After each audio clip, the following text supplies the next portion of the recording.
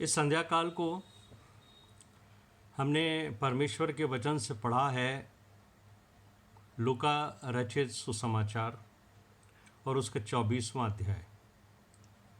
और जिस पद के ऊपर मैं और आप फोकस कर रहे हैं वो है 40वां पद, लूक चैप्टर 24 और वर्स 40। यह कहकर उसने उन्हें अपने हाथ पांव दिखाए। मैं आपको सबसे पहले गेत्समनी बाग में ले जाना चाहता हूँ। आप सब जानते हैं कि वहाँ क्या हुआ था। गेत्समनी बाग का जिक्र हमने बहुत बार पढ़ा है, बहुत बार उसके ऊपर प्रचार भी सुना है। आपको याद होगा कि गेत्समनी बाग में यीशु मसीह अपने चेलों के साथ हैं और यीशु मसीह प्रार्थना कर रहे हैं और उनके साथ उनके 3 प्रिय चेले हैं। लेकिन कुछ समय के बाद यहूदा इस्करियोती, जो उनका वो चेला था जिसने महायाजक, शास्त्रियों, फरीसियों के साथ मिलकर एक ऐसी योजना बनाई थी कि मैं तुम्हारे हाथ में यीशु मसीह को पकड़ा दूंगा, वो बहुत सारे सिपाहियों को लेकर, महायाजक और शास्त्रियों के जो सेवक थे उनको लेकर, साथ में तलवारें, लाठियां, एक बड़ी भीड़ को लेकर वो आया। और क्योंकि गेत्समनी बाग में इतना रोशनी नहीं थी और उस समय ज़्यादातर लोग जो थे वो एक से कपड़े पहनते थे, एक सा उनका पहनावा था, एक से वो बाल रखते थे, ज़्यादातर लोग एक सी दाढ़ी रखते थे। तो यहूदा इस्करियोती ने उनसे कह दिया था कि जिसको मैं किस करूं, जिसको मैं चुम्मा दूं, उसी को पकड़ना। कहीं ऐसा नहीं हो कि हम किसी गलत इंसान को पकड़ लाएं और फिर यहूदा ने कहा मेरी स्कीम फेल हो जाए। तो ये एक साइन था उसका। और जब उसने यीशु मसीह को चूमा और उससे कहा हे मेरे गुरु, हे रब्बी, तो झपट कर उन सिपाहियों ने, जिनके पास तलवारें और लाठियां थीं, उन्होंने यीशु मसीह पर हाथ डाले उसको पकड़ने के लिए। यीशु मसीह के चेले भी बड़े होशियार थे। उनमें से एक ने तलवार निकाली और तलवार निकालकर उसने महायाजक का जो एक दास था उसका कान उड़ा दिया। लेकिन यीशु मसीह को पसंद नहीं आया ये बात। उन्होंने उसको कहा अपनी तलवार म्यान में रख। मेरे पीछे चलने वाले लोग वैसा व्यवहार नहीं करते हैं जैसा संसार उनके साथ करता है। और फिर यीशु मसीह ने उस कान को वापस उसी स्थान पे लगाया और उस दास को चंगा करके और उन सबसे ये कहा कि भाई मैं तो तुम्हारे बीच में हमेशा रहता हूं, तुम ये लाठियां तलवारें लेकर मुझे एक चोर डाकू की जैसे पकड़ने आए हो। लेकिन उनका जो उद्देश्य था वो ये था कि यीशु मसीह को पकड़ लें।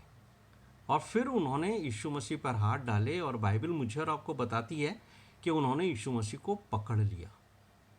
और जैसे ही यीशु मसीह को पकड़ा, मत्ती जो हैं वो हमें एक बात कहते हैं 26वें अध्याय के 56वें पद में, gospel according to saint Matthews chapter 26 verse 56। वहाँ पर लिखा है तब जब यीशु मसीह को उन्होंने पकड़ लिया, इसका क्या रिएक्शन हुआ चेलों के ऊपर। बाइबल कहती है तब सब चेले उसे छोड़कर भाग गए और यीशु मसीह अकेले रह गए। आपको याद है थोड़ी देर पहले ये सब जो हैं वो फसह के पर्व में थे और एक साथ भोजन कर रहे थे। और यीशु मसीह जब इनको बता रहे थे कि मेरे ऊपर इस तरीके की समस्या आएगी, मैं पकड़वाया जाऊंगा और उसके बाद मुझे क्रूस पर चढ़ाया जाएगा, सताया जाएगा। तो पतरस उससे कहने लगा कि ऐसा हो नहीं सकता प्रभु, तेरे ऊपर ऐसी विपत्ति नहीं आए। यीशु मसीह ने कहा, भाई पतरस, ये सब मुझे सहना है। तो पतरस ने कहा, देख प्रभु, ऐसी स्थिति आएगी तो मैं तुझे कभी नहीं छोड़ूंगा, चाहे मुझे अपनी जान भी देनी पड़े ना, तो मैं तुझे नहीं छोड़ूंगा, मैं तेरे साथ रहूंगा। और अगर आप मरकुस का 14वां अध्याय उसका 31वां पद पढ़ो, मार्क चैप्टर 14 वर्स 31, तो वहाँ पर लिखा हुआ है कि जब पतरस ने यीशु मसीह को ये एश्योरेंस दिया, ये बात कही कि मुझे तेरे साथ मरना भी पड़े ना, तब भी मैं तेरा इनकार नहीं करूँगा, तो यहाँ पर लिखा है इसी तरह का एश्योरेंस दूसरे चेलों ने भी दिया कि हमें भी अगर तेरे साथ मरना पड़े तो हम तुझे नहीं छोड़ेंगे। लेकिन इस घटना की सच्चाई यह है कि मत्ती हमें अपने 26वें अध्याय के 56वें पद में कहते हैं कि जब ये घटना हुई तो सारे लोग यीशु मसीह को छोड़कर भाग गए। मेरे प्रियों, यही है असली शिक्षा जो मुझे और आपको इस वचन के पढ़ने से मिलती है कि मेरा और आपका साथ कोई इंसान कभी नहीं देगा। यदि हमारे ऊपर जब मृत्यु का साया आता है, जब हमें लगने लगता है कि मौत हमारे ऊपर गालिब हो जाएगी, याद रखिए, सब छोड़कर आपको भाग जाएंगे, सबको अपनी जान प्यारी है। और यहाँ हम देखते हैं कि यीशु मसीह अकेले रह गए, और फिर जब वो उसको पकड़ कर ले गए, तब हमने इस अध्ययन में ये देखा कि यीशु मसीह का जो एक चेला था पतरस, वो यीशु मसीह के पीछे पीछे उस महायाजक के महासभा में भी गया, पीछे पीछे ये देखने के लिए कि देखें आखिर यीशु मसीह का होता क्या है। और फिर बाइबल हमें बताती है कि जो बात यीशु मसीह ने उससे कही थी कि मुर्गा तब तक बांग ना देगा जब तक तू मेरा 3 बार इनकार नहीं कर लेगा, तो उस चेले ने यीशु मसीह का 3 बार इनकार किया। तो पतरस ने यीशु मसीह को सबसे आखिर में वहीं देखा था, महायाजक की सभा में। पहले तो ये सारे के सारे चेले यीशु मसीह के साथ भोजन की संगति में थे, फिर गतसमनी बाग में थे। तो जो दूसरे 10 चेले थे, जिसमें पतरस भी शामिल था, उन सबों ने यीशु मसीह को लास्ट कहाँ देखा था? लास्ट उन्होंने उसको गतसमनी बाग में देखा था, लेकिन उसके बाद उन्होंने उसको नहीं देखा। सिर्फ एक चेला है, उसका नाम यूहन्ना है। वो यीशु मसीह के क्रूसिफिकेशन के टाइम में यीशु मसीह के क्रूस के नीचे खड़ा था, और जब यीशु मसीह ने उसको ये आज्ञा दी कि तू मेरी माता को ले जा, तब उसने भी यीशु मसीह को आखिरी बार देखा, और वहाँ से वो यीशु मसीह की माँ को लेकर चला गया। उसके बाद बाइबल हमें बताती है कि किसी चेले ने यीशु मसीह को नहीं देखा था। लेकिन मैं आपको उस घटना के रात्रि के विषय में बताना चाहता हूँ, जिस रात्रि में यीशु मसीह को पकड़ा गया था। उस रात्रि में यीशु मसीह के ऊपर बहुत अत्याचार हुआ था, बहुत उसको सताया गया था, परेशान किया गया था। कभी महायाजक के यहाँ ले जाते, कभी पिलातूस के यहाँ ले जाते, कभी हेरोदेस के यहाँ ले जाते, फिर पिलातूस के यहाँ ले जाते। और पिलातूस चाहता था कि इसको छोड़ दे, लेकिन उसकी चल नहीं रही थी, और लोग उस पर दबाव डाल रहे थे। तो फिर पिलातूस ने आखिर में ये हुक्म दिया कि इसको कोड़े लगाकर सौंप दिया जाए इनके हाथ के अंदर। आज मैंने बहुत सारे लोगों से एक प्रश्न किया था, इंडिविजुअल लेवल पे मैंने उनको सूचना दी और उनसे पूछा कि ये जो गतसमनी बाग वाली जो रात थी, उस दिन यीशु मसीह के ऊपर कितने कोड़े लगाए गए थे। बहुत सारे लोगों ने मुझे बहुत सारे जवाब दिए। कुछ लोग शांत रहे, उन्होंने कोई जवाब नहीं दिया।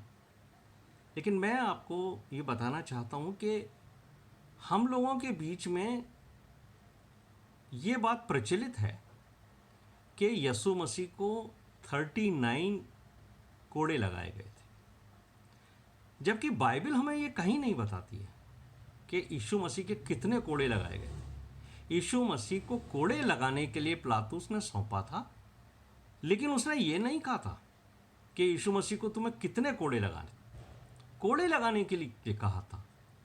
तो ये जो यहूदी थे वो यीशु मसीह को रोमी सिपाहियों के हाथ के सुपुर्द करके उनके द्वारा यीशु मसीह को कोड़े लगवाना चाहते थे। लेकिन बाइबल हमें यह बात बताती है कि उनकी जो व्यवस्था थी, उस व्यवस्था के अंदर जो लोग इस सजा के योग्य होते थे, जिनको ये पनिशमेंट मिलता था कि कोड़ा लगाया जाए, उनके लिए क्या लिखा हुआ है व्यवस्था के अंदर, वो मैं आपको बताना चाहता हूँ। तो अगर आप व्यवस्था विवरण की पुस्तक को खोलेंगे, बुक ऑफ डिट्रोनॉमी, उसका 25 चैप्टर, उसके 2 और 3 जो वर्सेस हैं, व्यवस्था विवरण 25 उसका 2 और 3 पद, वहाँ पर इस बात के लिए एक हमें इशारा मिलता है कि कितने कोड़े लगाने की परमिशन थी। यहाँ पर लिखा है, यदि दोषी मार खाने के योग्य ठहरे तो न्यायी उसको गिरवा कर अपने सामने जैसा उसका दोष हो उसके अनुसार कोड़े गिन गिन कर लगवाए। इसको ध्यान रखिए, यहाँ जो इनको व्यवस्था के अनुसार बात कही गई थी कि जो कोड़े लगाए जाएंगे वो गिन गिन कर लगाए जाएंगे। और तीसरे पद में लिखा है, वह उसे 40 कोड़े तक लगवा सकता है, यानी अप टू 40 लैशेस जो हैं, कोड़े जो हैं, वो लगाए जा सकते थे उनके नियम के अनुसार। लेकिन एक बात लिखी है, गिन गिन कर लगाए जाए। तो हमें बाइबल ये बात भी बताती है कि पौलुस भी कहता है कि मुझे 5 बार जो है 39 कोड़े लगाए जाए। तो पौलुस के बारे में एकदम ये बात स्पष्ट है। ये आपको मिलेगा 2 कुरिन्थियों 11वां अध्याय उसके 24वें पद में। पौलुस कहता है कि मुझे 5 बार 39 कोड़े लगाए गए। लेकिन यीशु मसीह के लिए ये नहीं लिखा है कि उसको 39 कोड़े लगाए गए। तो हमारा या प्रचारकों का या हमारे सम अंडरस्टैंडिंग ये होती है कि यीशु मसीह को भी मैक्सिमम 39 कोड़े लगाए गए होंगे। अब ये बात का ध्यान करना है कि 39 कोड़े क्यों लगाए जाते हैं, जबकि 40 तक की परमिशन थी। यानी 20 भी लगाए जा सकते हैं, 25 भी लगाए जा सकते हैं, 30 भी लगाए जा सकते हैं, 35, 39 ही क्यों, 40 क्यों नहीं? उसका कारण ये है कि जो ये यहूदी थे वो व्यवस्था की एक एक बात के ऊपर बहुत ज़्यादा ध्यान करते थे और वो इस बात पे कतई बर्दाश्त नहीं करते थे कि व्यवस्था के अंदर से एक नुक्ता या एक बिंदु भी इधर उधर हिलाया जाए।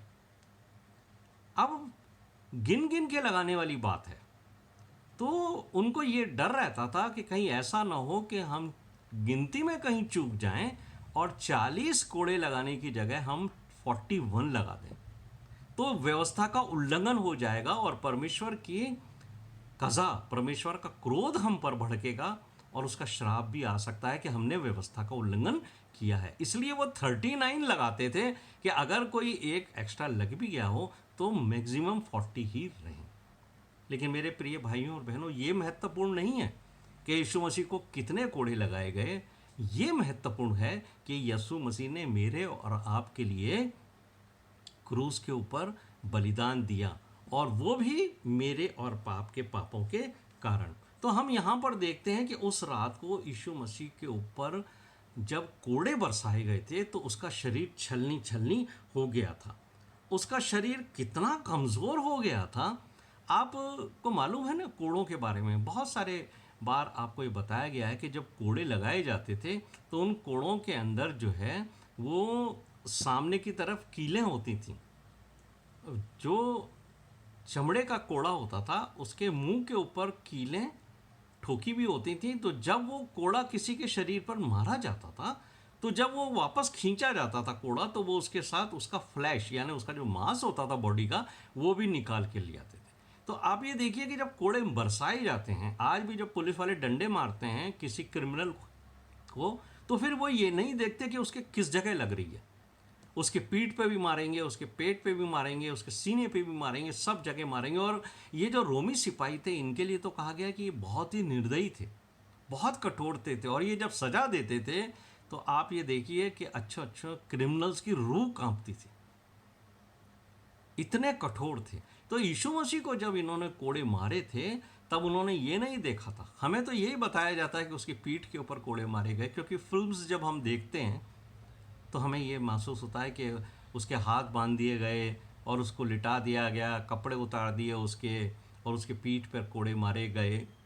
कहीं भी लगे होंगे मेरे प्रिय भाइयों और बहनों, सीने पे भी लगे होंगे, पाँव में भी लगे होंगे, मुंह पे भी लगे होंगे। और उसकी स्थिति इतनी बुरी थी उसके शरीर की कि यशाया ये जो है वो हमें बताते हैं भविष्यवाणी करके कि जब यीशु मसीह पे कोड़े लगेंगे तो उसकी क्या दशा होगी। अगर आप यशाया का 52वां अध्याय उसका 14वां पद पढ़ोगे, इज़ाया 52 वर्स 14, तो वहाँ पर लिखा हुआ है कि उसका रूप इतना बिगड़ा हुआ था कि वो मनुष्य का सा न जान पड़ता था। यानी जब यीशु मसीह के ऊपर कोड़े लगाए गए तब उसकी स्थिति ऐसी हो गई थी कि उसको लोग पहचान नहीं पा रहे थे कि ये किसी मनुष्य का शरीर है या किसी और का शरीर। इतनी बुरी हालत थी यीशु मसीह की कि लोग उसको पहचान नहीं पा रहे थे। और आप समझ सकते हैं उसका कितना लहू बहाया होगा, कितना उसके बॉडी से लहू बह रहा होगा। मेरे प्रिय भाइयों और बहनों, उसके बाद यीशु मसीह के सिर पे कांटों का ताज रखा था, तो वो कांटे उसके सिर पे चुभ रहे थे और कितना लहू उसका बहा होगा उसका अंदाज़ा ही आप लगा सकते हो। लेकिन फिर दूसरे दिन क्या हुआ था, वो इतना कमज़ोर हो गया था कि जब रोमी सिपाहियों ने उसको कहा कि अपनी सलीब उठाओ और फिर क्रूस के उस स्थान तक चलो जहाँ तुम्हें क्रूस पर चढ़ाना है, तो वो क्रूस लेके जब जा रहा था तो वो बार बार गिर पड़ता था। उसका शरीर इतना कमज़ोर था कि वो क्रूस उठा के चल नहीं पा रहा था, इसलिए एक व्यक्ति को पकड़कर उसकी सहायता ली गई थी। मेरे प्रिय भाइयों और बहनों, जब यीशु मसीह को क्रूस पर लटकाया गया था ना, आपको मालूम है उसके हाथों में और उसके पाँव में कीलें ठोकी गईं। और उनका ये दस्तूर था कि इंसान को तब तक वो लोग उसके ऊपर लटकाए रहते थे जब तक कि उसकी मृत्यु नहीं हो जाती थी। तो मृत्यु के को कंफर्म करने के लिए कि हाँ यीशु मसीह की मृत्यु हो गई है, अगर आप यूहन्ना का 19वां अध्याय उसका 34वां पद पढ़ो, जॉन 19:34, तो वहाँ लिखा है कि एक सैनिक ने यीशु मसीह के ऊपर एक बर्छा, यानी एक कहना चाहिए उसके हाथ के अंदर जो लोहे का एक वेपन था, उसको उसने उसके सीने के ऊपर उसने ज़ोर से मारा और वहाँ पर लिखा है कि पानी और लहू उसमें से बहने लगा। इससे वो ये कंफर्म कर पाए कि हाँ यीशु मसीह की मृत्यु हो चुकी है।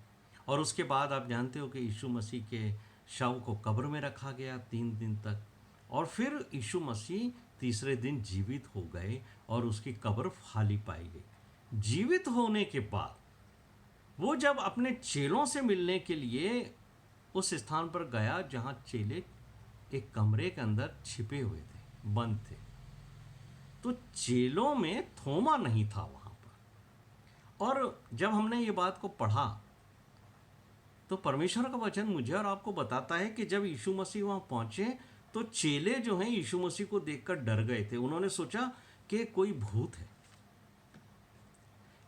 ये घटना आपको दूसरे गॉस्पल्स के अंदर भी मिल जाएगी कि चेले डर गए। यीशु मसीह ने उनको कहा कि भाई धीरज रखो, मैं वही हूँ यीशु मसीह। और लूका का 24वां अध्याय उसके 40वें पद में यीशु मसीह ने उनको अपने हाथ और पांव दिखाए। और हम यहाँ पर देखते हैं कि यीशु मसीह को क्या ज़रूरत थी कि वो चेलों को अपने हाथ और पांव दिखाएं जिन पर कीलों के निशान थे। जब कीलों के निशान थे वो उस बात को कंफर्म करते थे चेलों के सामने कि मैं ही वो यीशु मसीह हूँ, मैं ही वो गुरु हूँ जिसको तुमने अपने साथ हमेशा देखा, जिसके साथ तुम चले फिरे हो। तो ये जो निशान थे यीशु मसीह के हाथ और पांव पर, वो यीशु मसीह के जी उठने के बाद भी जब वो उसका शरीर क्रूस पर से उतार लिया गया था, उसके बाद भी उसके शरीर पर थे जो यीशु मसीह को क्रूस पर चढ़ाते हुए मिले थे। अब मैं आपसे एक सवाल पूछना चाहता हूं, क्या यीशु मसीह के शरीर पर सिर्फ ये 5 ही घाव थे जिनके चिन्ह यीशु मसीह के पास थे?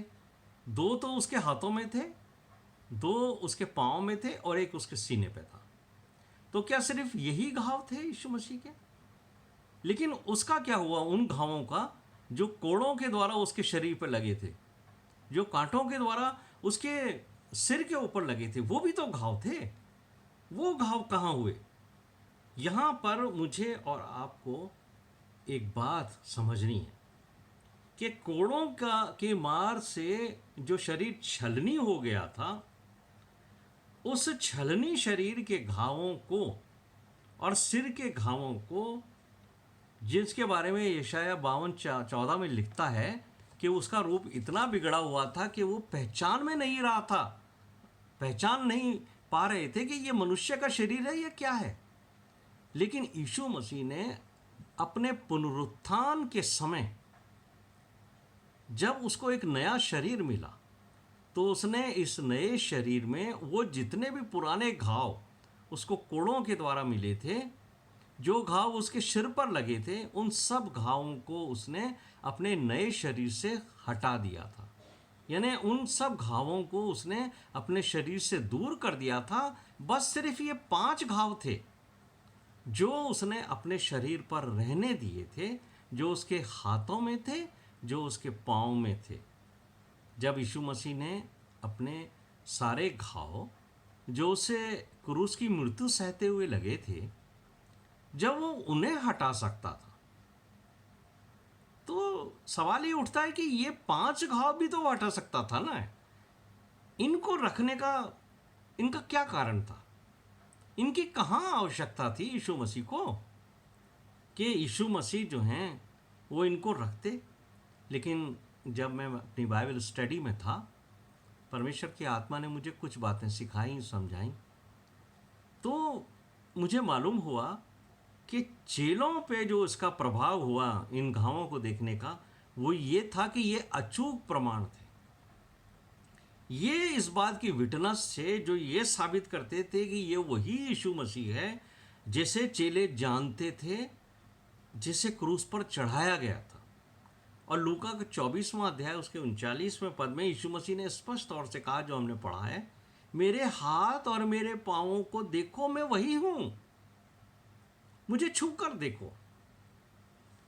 तो ये बात यीशु मसीह ने इसलिए कही ताकि वो अपनी पहचान स्थापित कर सके, अपनी आइडेंटिटी को प्रूफ कर सके, मैं वही हूं, सच में मैं वही हूं। अब क्योंकि चेले उसे गेत्सेमनी बाग में छोड़कर भाग गए थे और जब वो क्रूस पर नहीं चढ़ाया गया था उसके पहले उन्होंने उसके साथ भोजन किया था, तो जब उन्होंने उसके साथ भोजन किया था तब यीशु मसीह एक बेहद खूबसूरत नौजवान था। यीशु मसीह तो 33 ईयर्स के तो थे ही। तो जब यीशु मसीह इतने नौजवान थे तो बेहद खूबसूरत थे यीशु मसीह। यीशु मसीह को उन्होंने लास्ट कहाँ देखा था? गेत्सेमनी बाग में। लेकिन उसके बाद जो यीशु मसीह के ऊपर अत्याचार हुआ था तो उसकी शक्ल बिगड़ गई थी, उसका रूप बिगड़ गया था, और ये रूप जो है वो चेलों ने नहीं देखा था। अगर यीशु मसीह उसी रूप में यीशु मसीह चेलों के सामने आ जाते उस घावों को भरा हुआ जिस्म लेकर, तो चेले उसे पहचान नहीं सकते थे। चेले वैसे ही उसको नहीं पहचान पाए, डर गए। वो सोचने लगे कि एक व्यक्ति जीवित होके आ कैसे सकता है। तो अगर यीशु मसीह जीवित होके वो शरीर लेके आते जिस पर घाव ही घाव थे, तो चेले तो बुरी तरह डर जाते। इसलिए यीशु मसीह ने अपने जी उठने के बाद अपने शरीर से जो उसको रिजरेक्टेड बॉडी मिला था उस पर से उसने सारे घावों के चिन्ह मिटा दिए। उसको जो नया शरीर मिला था वो एक चमत्कारपूर्ण शरीर था मेरे प्रिय भाइयों और बहनों। हाँ, यीशु मसीह ने 5 घाव रखे थे और उसके बारे में भी हम अभी थोड़ी देर में समझेंगे कि इसकी कहाँ आवश्यकता थी। लेकिन हम उन चेलों की स्थिति, उनकी मनोदशा समझते हैं। आप अगर John, according to the gospel of John, उसका 20वां अध्याय उसका 26वां पद पढ़ो, यूहन्ना का 20वां अध्याय उसका 26वां पद, तो वहां लिखा है कि 8 दिन के बाद उसके चेले फिर घर के भीतर थे और थोमा भी वहां था। और क्या लिखा है? और ये लिखा है कि द्वार बंद थे। अब देखिए, ये जो जितने भी चेले थे वो एक कमरे में अंदर से कमरे को लॉक करके, द्वार को बंद करके छिप कर बैठे थे। मालूम है आपको क्यों छिप कर बैठे थे? दरअसल हुआ क्या था कि जब यीशु मसीह तीसरे दिन जीवित हुए और उनका बॉडी नहीं मिला, तो वो जो याजक और महायाजक के लोग थे ना, उन्होंने सिपाहियों से कहा था कि स्वामी को ये बता देना, हाकिम को। हाकिम कौन? पिलातुस को। उसको कहना कि जब हम सो रहे थे ना तो उसके चेले आए थे और चेले आकर उसके शरीर को, मृतक शरीर को चुरा के ले गए। तो हाकिम को, यानी पिलातुस को, जब ये मालूम हुआ कि उसके चेले उसको चुरा के ले गए, तो निश्चित तौर से पिलातुस बहुत ही खतरनाक किस्म का शासक था और वो इतना दंड देता था कि अच्छे अच्छे डरते थे उससे।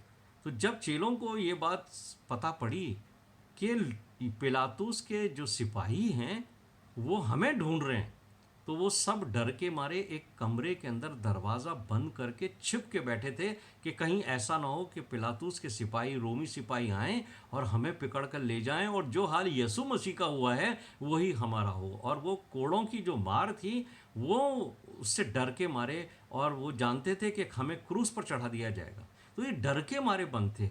लेकिन यहाँ पर जो बात मुझे और आपको समझने की है, द्वार बंद थे, लेकिन यीशु मसीह के पास जो जीवित होने के बाद उसको शरीर मिला था, वो शरीर दीवार के अंदर को पार करके उनके बीच कमरे में आ गया।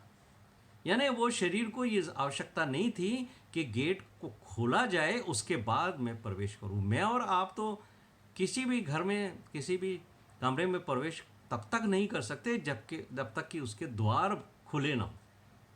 लेकिन यहाँ लिखा है कि द्वार बंद थे और यीशु मसीह उनके बीच में आ गया। ये वो शरीर है जो बिना दरवाज़ा खोले कमरे में प्रवेश कर सकता है, क्योंकि उसे रिजरेक्टेड बॉडी मिली थी। और पौलुस इसको एक्सप्लेन करते हैं 1 कुरिन्थियंस चैप्टर 15 वर्स 40 के अंदर। पहला कुरिन्थियों 15वां अध्याय उसके 40वें पद में पौलुस कहते हैं कि स्वर्गीय देह है और पार्थिव देह भी। और मरने के बाद क्या होता है कि शरीर जो है वह आत्मा से अलग हो जाता है, यानी हमारी पार्थिव देह हो जाती है।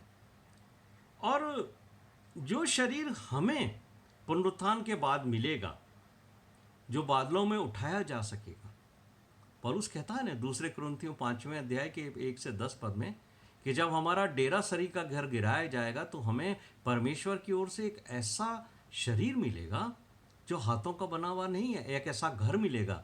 डेरा जो है वो शरीर के लिए कहा गया है, तो हमें एक ऐसा शरीर मिलेगा जो रिजरेक्शनेड बॉडी होगा, और वो यीशु मसीह के साथ आसमान पर उठाया जाएगा जब यीशु मसीह आएंगे हमें लेने, और रैप्चर होगा और उसकी कलीसिया उसके साथ उठाई जाएगी। अभी अगर आप छत के ऊपर जाकर नीचे की तरफ कूदो या किसी चीज़ को नीचे की तरफ फेंको, तो हमारे ऊपर लॉ ऑफ ग्रेविटी लागू होता है और हर चीज़ जो ऊपर की तरफ है वो नीचे ज़मीन पर आएगी। आप कभी ये मत सोचना कि आप अपने शरीर को आसमान पे अपनी मर्जी से ले जा सकते हो। वो तो यीशु मसीह ही आएंगे, तब हमारा ये जो बॉडी है जिसके ऊपर अभी लॉ ऑफ ग्रेविटेशन लगता है, उसको हमें छोड़ना पड़ेगा, उसे त्यागना पड़ेगा, और फिर हमें एक शरीर मिलेगा जिस शरीर के ऊपर लॉ ऑफ ग्रेविटी नहीं लगेगा। वो शरीर यीशु मसीह के साथ आसमान पे जाएगा। और यीशु मसीह जब 40वें दिन इस संसार से विदा हुए थे आसमान पर स्वर्ग पे जाने के लिए, तब लोगों ने अपनी आंखों से यीशु मसीह को उस पहाड़ के ऊपर से स्वर्ग पर जाते हुए देखा था। यानी यीशु मसीह के पास जो बॉडी था उसके ऊपर भी संसार का कोई नियम, यानी लॉ ऑफ ग्रेविटी या कोई भी नियम लागू नहीं होता था। लेकिन यीशु मसीह जब आसमान पर गए थे तो ये जो 40 दिन यीशु मसीह लोगों को दिखाई दिए, उन 40 दिनों में भी यीशु मसीह के शरीर पर ये 5 घाव थे। 2 घाव हाथों पर, 2 घावों के चिन्ह पांव पर और 1 उसके सीने पर। और यीशु मसीह जब आसमान पर स्वर्ग पर गए, वहां पर भी यीशु मसीह इन्हीं घावों को लेकर परमेश्वर के सिंहासन के सामने पहुंचे। तो मुझे और आपको ये जानना है कि यीशु मसीह ने ये 5 घाव क्यों रखे। संसार के अंदर आपने देखा है बहुत सारे ऐसे लोग होते हैं जिनको मेडल्स मिलते हैं, और ख़ासकर ये लोग जो सेना में होते हैं, जो सेना के अंदर बहुत काम करते हैं, जिनको प्रशंसा मिलती है, जिनको मेडल्स मिलते हैं। हर सैनिक चाहे वो कितनी भी बड़ी रैंक पर चला जाए, सारे मेडल्स को वो अपने सीने पर लगा के रखता है यहाँ पर, ताकि लोग देखें कि उसने कितनी बड़ी लड़ाइयाँ लड़ी हैं। ये जो मेडल हैं यीशु मसीह के पास स्वर्ग में भी है, ये परमेश्वर को दिखाने के लिए हैं। ये यीशु मसीह के वो मेडल हैं जो उसको मनुष्य जाति के उत्थान के लिए, मनुष्य जातियों के पापों से छुड़ाने के लिए शैतान से लड़ते हुए मिले हैं। और यीशु मसीह जो आज हमारा महायाजक भी है, वो अपने उन्हीं 5 चिन्हों के साथ परमेश्वर के सामने स्वर्गों के ऊपर चढ़ा और स्वर्ग के ऊपर वो उपस्थित है इन 5 घावों को लेकर। और इब्रानियों का 4 अध्याय उसके 14वें पद में लिखा है, हम तो अपने विश्वास को खुलेआम स्वीकार करें। अब हमें किसी बात की डर नहीं, किसी बात की चिंता नहीं। ये वो यीशु मसीह है जिसने हमारे पापों की क्षमा के लिए इतने कोड़े खाए, इतने उसने दुख उठाया, और उन चिन्हों को लेकर अब वो परमेश्वर के सामने उपस्थित है। तो ये मेरे और आपके लिए आनंद की बात है। और यीशु मसीह ने मुझसे और आपसे क्या कहा था जब वो संसार में है? जॉन 16:24 के अंदर बहुत अच्छा लगती है ये पद हमारे को। यूहन्ना 16:24 के अंदर यीशु मसीह ने कहा था कि तुमने अभी तक मेरे नाम से कुछ नहीं मांगा है, मेरे नाम से मांगो तो पाओगे, ताकि तुम्हारा आनंद पूरा हो जाएगा। और मेरा और आपका आनंद कहाँ पूरा होगा? इस पृथ्वी पर नहीं। मेरे प्रिय भाइयों और बहनों, हमारा आनंद इस पृथ्वी का आनंद नहीं है। बहुत से लोग, बहुत से प्रचारक आपको ये कहते हैं कि आपका दुख आनंद में बदल जाएगा, और वो आपको संसार की ओर खींचते और कहते हैं जो संसार में तुम दुख उठा रहे हो ना, इसको हम आनंद में बदलवा देंगे। मेरे प्रिय भाइयों और बहनों, प्रभु यीशु मसीह के पीछे चलने वालों को सिर्फ एक ही बात का दुख होना चाहिए कि वो पापी हैं, उन्होंने पाप किया है। लेकिन उनको इस बात का एश्योरेंस है यीशु मसीह के द्वारा कि यदि तुम अपने पापों को मान लोगे तो मेरा लहू तुम्हें हर तरह के पाप की क्षमा दिलाने के लिए सक्षम है। तुम्हारे पापों को क्षमा दिलाने और उन्हें मिटाने और तुम्हें परमेश्वर के सामने खड़ा करने के योग्य है मेरा लहू। उस लहू को क्लेम करो और अपने अपने पापों की क्षमा की याचना के द्वारा अपने पापों को धुलवा कर परमेश्वर के बेटे और बेटी बन जाओ, जैसे मैं उसका बेटा हूँ। तो जब मैं और आप यीशु मसीह के लहू से धुलकर पाप और पाक हो गए हैं, साफ हो गए हैं, तो ये हमारे लिए सबसे आनंद की बात है। और जब हम प्रार्थना करते हैं, यीशु मसीह ने कहा था मेरे नाम से मांगना। इसलिए मैं आपको आज ये बात कहना चाहता हूँ कि आप जब भी मांगो यीशु मसीह के नाम से मांगना, क्योंकि हम अगर सीधे परमेश्वर से अपने नाम से मांगे तो याद रखिए वो प्रार्थनाएं हमारी स्वीकार नहीं होंगी। आपको मैं पुरानी व्यवस्था के अनुसार एक बात समझाना चाहता हूँ। इसराइलियों के लिए परमेश्वर ने क्या मूसा को व्यवस्था दी थी कि जो टैबरनेकल बनेगा उसके अंदर एक तो अति पवित्र स्थान होगा, एक पवित्र स्थान होगा और एक खुला हुआ मैदान होगा जहाँ जानवर रहेंगे, जहाँ बलियाँ होंगी। और जो व्यक्ति पापी हो वो अपने लिए एक भेड़ या मेमना या जो भी उसको व्यवस्था के अनुसार है वो लेके याजक के पास आएगा। याजक जो है वो बलि चढ़ाएगा और फिर वो व्यक्ति बाहर खड़ा रहेगा, अति पवित्र स्थान पर वो नहीं जाएगा। वो उसका लहू जो है वो महायाजक परमेश्वर के सामने लेके जाएगा। उसके पापों की क्षमा के लिए भी महायाजक प्रार्थना करेगा। आप प्रार्थना नहीं कर सकते हो। इस्राएली लोगों को प्रार्थना करना अलाउ नहीं था।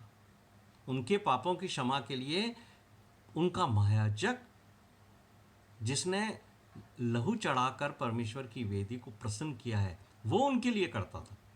अब ये व्यवस्था हम पर कैसे लागू होती है? यीशु मसीह ने अपना लहू चढ़ाया जो पवित्र लहू है, इसलिए अब हम किसी भी जानवर का लहू नहीं चढ़ाते, क्योंकि यीशु मसीह से ज़्यादा पवित्र लहू कोई हो नहीं सकता। और यीशु मसीह के क्रूस पर चढ़ने के समय जो बात हुई थी कि मंदिर का जो पर्दा था वो ऊपर से नीचे तक फट गया था, ये इस बात को दर्शाता है कि अब एक आम विश्वासी भी यीशु मसीह के अनुग्रह के सामने प्रभु यीशु मसीह के द्वारा सामर्थ पाके खड़ा हो सकता है।